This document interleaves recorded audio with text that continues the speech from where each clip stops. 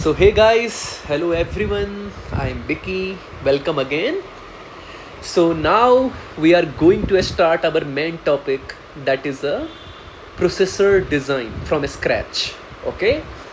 So let me if I'm asking you, hey, what is a simple pipeline stages of a processor? Everyone can write, right? And that is called instruction fetch, then instruction decode, then execution, then memory access, then write back. है ना? I have wrote a simple few pipeline stages of a processor, and it is independent of either it is a like unified pipeline, or it is a in order superscalar, or it is a out of order superscalar. So for each criteria we need a basic stages of pipeline, right? And then later we know ki our processor will keep on increasing its complexity to become more efficient in terms of performance, right? But remember, either you are designing a simple unified pipeline processor, or a superscalar processor, or a superscalar out of order processor, or in order processor, our first stage is consistent, and that stage is called instruction fetch, right? Because each processor needs first some task where they want to do some useful operation, right? If your processor is not fetching anything, then it will not do anything, right? So instruction fetch stage is consistent with respect to all kind of processor architecture. So now the question is, how a industrial processor behaves in a instruction fetch stage. You guys might be studied in your coursework ki hey, instruction fetch means what? There is a program counter that is called a PC, right? And program counter always points to the next instruction address, right? Next instruction address. So if we know the address, we can directly fetch and we can directly load to our instruction fetch stage, right? It looks very simple, right? You guys can see that only we have to trigger the program counter and we can directly fetch the instruction. But do you think our modern processor is that much simple design? No, right? See, modern processor, let me write here, modern processor, what they are trying to do. Our each modern processor is trying to enhance its performance, okay? Its performance, right? What do you mean by performance? Increasing the throughput, right? If your processor's throughputs is increasing, then you are beating the performance target. And what do you mean by the throughput? Throughput means कि your processor is how efficiently, okay, how efficiently how efficiently utilizing the parallelism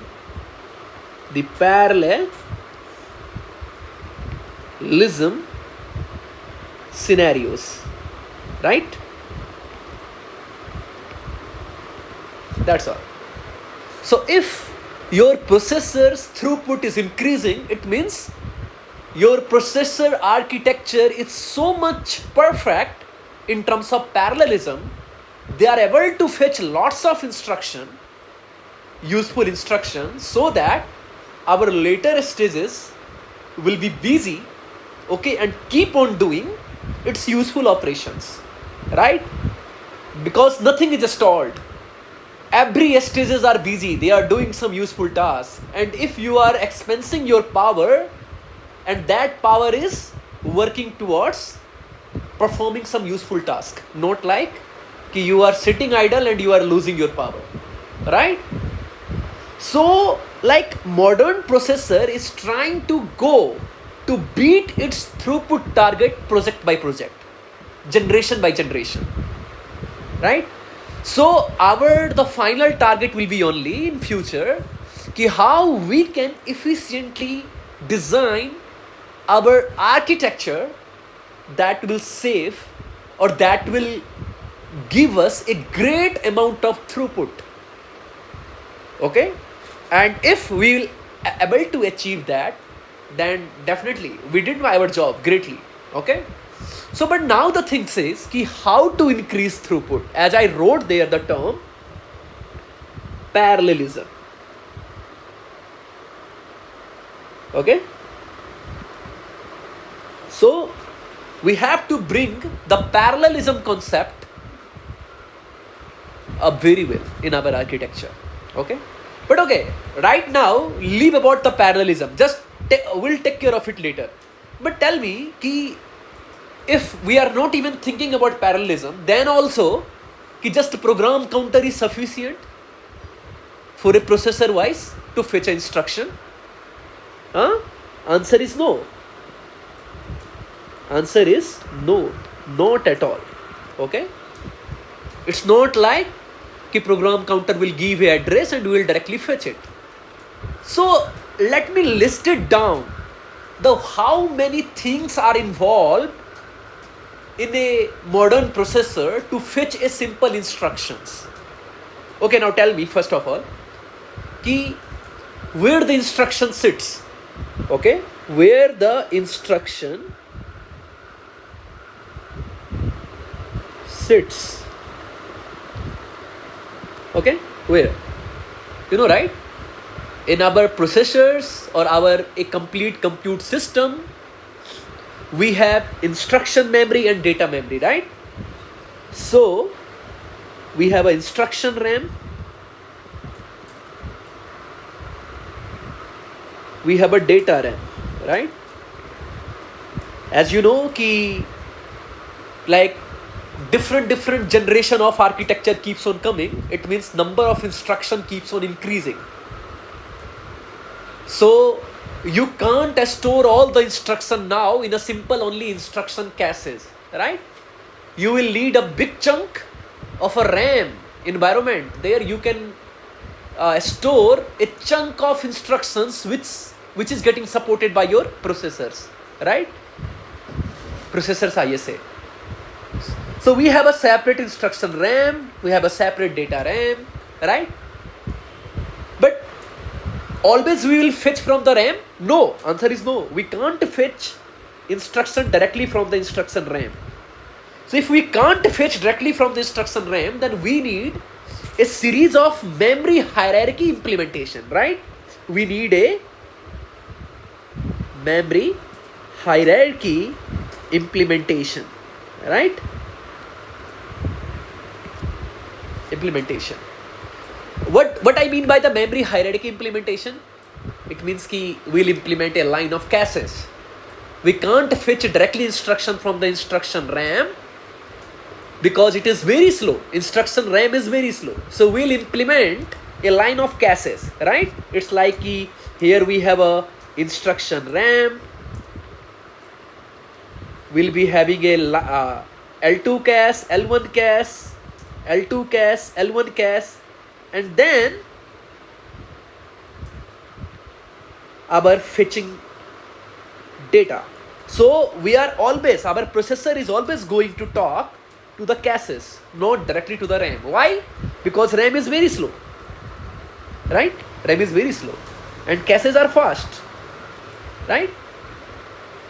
So where now if I will ask you question, where is the instruction which are going to fetch? Yeah, we know it is either in the caches or it is either in the RAM, right? So you know how the memory organization work. If there is a cache hit, we can directly fetch from the caches and our performance is very good.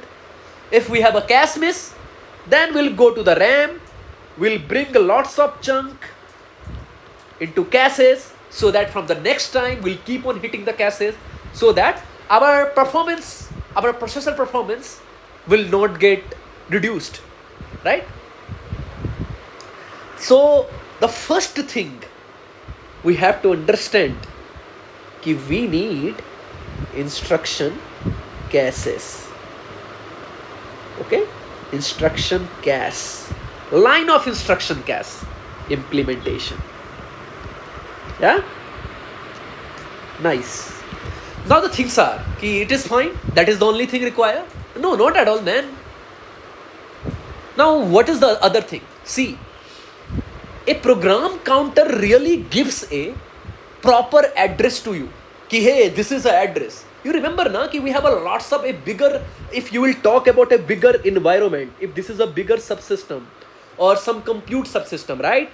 So there is a lots of things. There is a CPU, there is a GPU, there is a TPU, there is a NPU, है ना? There is a lots of other subsystem already staying, right?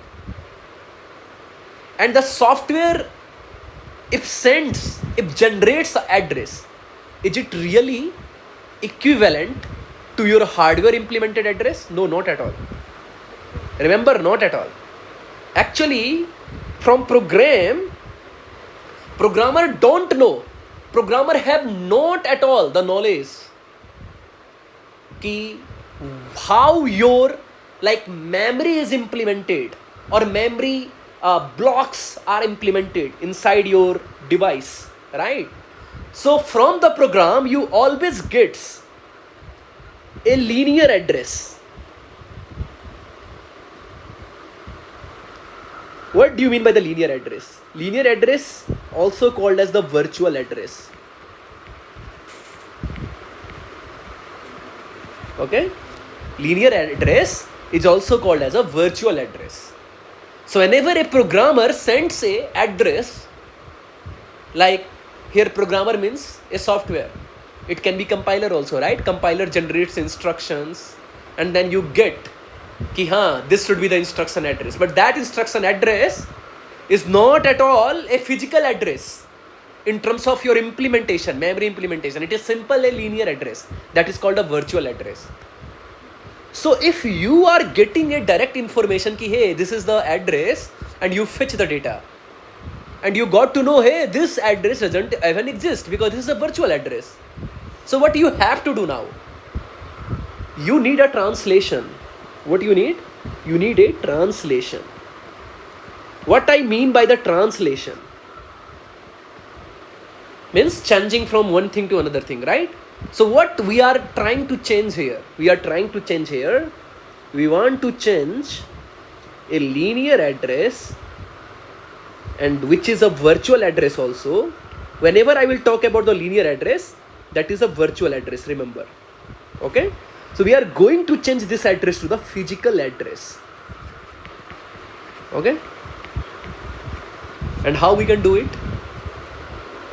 You guys might have learned about all the memories configuration, right? Ki we have a like TLB, translation look aside buffer, right?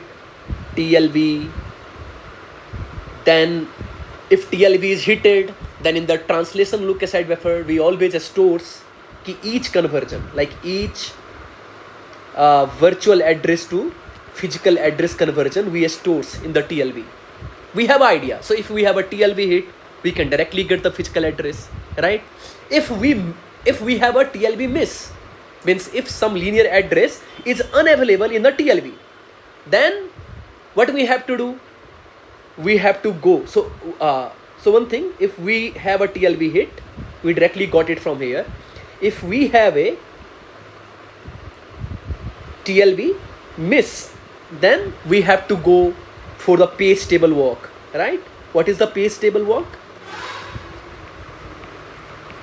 In a page table, a very big chunk of virtual address to physical address translation available, so that we can bring that new translation from the pace table walk to the TLB. So that a chunk of those things, so that from the next time we'll be able to keep on hitting the TLB, so that our performance, processor performance will be perfect, right? So you can see there is a lots of thing. We need on our TLB also. We need a pace table also, right? So again there is a one more complexity, because we are not getting a physical address directly to fetching an instruction. So how many things I talked till now? We talked about the instruction caches implementation, okay? And if I told instruction cache implementation, it means we have to take care of everything. When caches is getting hit, when caches is getting missed, we'll have to keep on following the concept regarding, as I discussed earlier, caches replacement policy. If caches miss happens, then we have to bring the chunk of data from the instruction RAM to the instruction caches. So which place we need to evict, and that will have to bound our algorithm, pseudo LRU algorithm here also, right? Other things, because we are getting directly a virtual address, so we need a translation algorithm, and for translation algorithm we need a TLB, okay, or we need a pace table, a complete memory organization we need, right? So this is not at all a simple scenarios. Now is it sufficient? Now my question is it sufficient? Hey, now we have a pace, like complete memory organization we have. So now it is very simple, right? Now we can fetch. Again answer is no, not at all. This is not sufficient. We need more thing. You guys might have heard about the branch prediction, right? In your coursework, what is a BP? Here BP doesn't mean blood pressure, okay?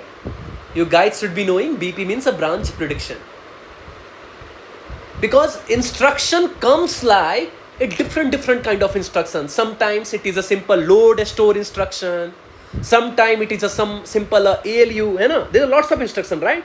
Simple ALU instruction. There is a load store instruction, right? There is a floating point operation, right? And then there comes a one special kind of instruction that is called a branch instruction. What do you mean a branch instruction? Let us suppose if some program have a loop, right? So how loop runs? They are in a loop. You will keep on verifying the condition, and if condition is keep on true, then you are in the loop, right? And if condition is false, then you will jump out of the loop. So jumping, right? Jumping. What do you mean by the branch? Jump. So if you are jumping means from one address to a very huge different address. That is called a jump. So this instruction can be multiple type. It can be a conditional jump or unconditional jump, right? So tell me, if it is a unconditional jump, then you are sure ki hey, we have to jump it. So if it is a unconditional, let me write, if it is a unconditional, okay, if it is a unconditional jump, then okay, you know already it is an unconditional jump, we can directly fetch from the new address. But what if it is a conditional jump? If it is a conditional jump, and this condition where you can check in the execution stage. But let us assume if you will wait, if you got a jump instruction which is an unconditional jump, and if you are waiting to get it resolved in the execution stage regarding its taken or non-taken possibility, right? And you have stalled till now everything. So then it means you are just reducing your processor's performance, right? So you need to implement something, you need to play smartly. If some conditional jumps are coming, then how to play with it, right? So that you will your throughput will not get reduced, your processor performance will not get reduced. So for these kind of scenarios, we predict in the beginning itself. At the prefetch stage itself, we do some prediction. What do you mean by the prediction? Ki, hey, even if it is a conditional jump, let me predict it will be taken or not taken. Okay? So that we'll be ready. We'll not stall anything. We'll keep on fetching the multiple instruction. We'll keep on improving our throughput. We'll not stall our processor. Right? So then we'll have to integrate a branch predictor also. Right? So now if someone will tell ki, hey, what is the complexity of instruction fetch stays in a pipeline? So first thing, handling instruction caches. Okay? Second thing, handling virtual address to physical address translation efficiently. And handling branch prediction very efficiently. Right? And also later on we'll able to understand ki handling the multi-threading to increase more throughput.